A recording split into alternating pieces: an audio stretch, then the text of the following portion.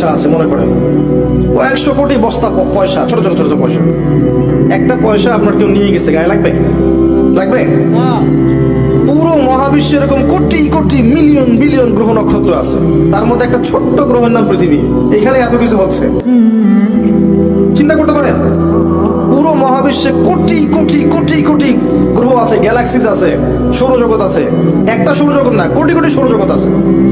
এক একটা সৌরজগতে এরকম শত শত গ্রহ ঘুরছে। তার মধ্যে একটা সৌরজগতের 7টা আকাশ, তার একটা আকাশের একটা সৌরজগতের একটা ছোট্ট গ্রহে আপনি আমি থাকি। ওই গ্রহটাকে যদি আল্লাহ পাক ধরে একদম ব্লাস্ট করে ফেলান, ধ্বংস করে ফেলান, আল্লাহর কিছু যায় আসবে? আল্লাহর শানের কোনো কিছু কমে যাবে? আর এই গ্রহে বসে মানুষ আজকে সারা বিশ্বে এরকম দাপট দেখায় বেড়ায়। আজকে দুনিয়ার দিকে তাকালে মনে হয় যে মানুষই সব, তাই না? অথচ আল্লাহ বলেছেন, হাল আতা আলাল ইনসান হিনুম মিনাদ দাহরি লাম ইয়াকুন শাইআম মাযকুরা। মহাকালের একটা সময় চলে গেছে যখন মানুষ কোনো আলোচ্য বিষয়ই ছিল না, যে মানুষ বলে কিছু হবে কখনো। আল্লাহর জ্ঞানে ছিল, আল্লাহ পাক জানতেন, আমরা কোনো আলোচ্য বিষয় ছিলাম না। আর আজকে দেখবেন মানুষ পৃথিবীতে কি করছে? তাজআলু ফিহা মান ইউফসিদু ফিহা ওয়া ইয়াসফিকু দিমা। আপনি কি এমন কাউকে সৃষ্টি করছেন পৃথিবীতে যে পৃথিবী থেকে খালি হত্যা করবে, রক্তপাত ঘটাবে আর ফাসাদ সৃষ্টি করবে? পৃথিবীর দিকে তাকান, দেখেন পুরো পৃথিবীতে ফিতনার ফাসাদ সৃষ্টি করেছে মানুষ, অন্য কোনো প্রাণী করে নাই। আর পুরো পৃথিবী জুড়ে যে হত্যাকাণ্ডগুলো হচ্ছে, ঘটাচ্ছে মানুষ। একটা সভ্যতাই, এই পশ্চিমারাই বিগত 100 বছরে আমার মনে হয় কয়েক কোটি মানুষকে পৃথিবীতে হত্যা করেছে। ওরাই একাই, একটা সভ্যতা পৃথিবীকে শাসন করতে গিয়ে বিগত 100 বছরে কয়েক কোটি মানুষকে মনে হত্যা করে ফেলেছে।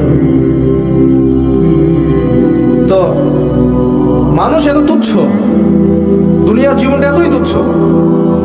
এই দুনিয়ার জীবনে আল্লাহ আপনাকে দিয়েছেন একটা শৈশব, একটা কৈশোর, একটা যৌবন, একটা বার্ধক্য।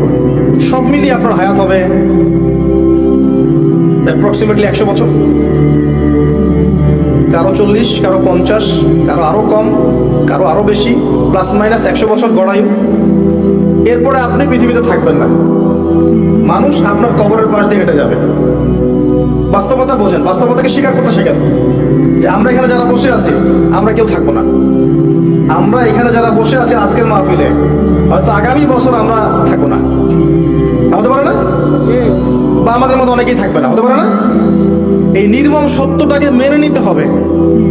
এই নির্মম সত্যটা আগে মানতে শিখতে হবে যে আল্লাহ আমাকে চিরস্থায়ী জীবন দেননি পৃথিবীতে।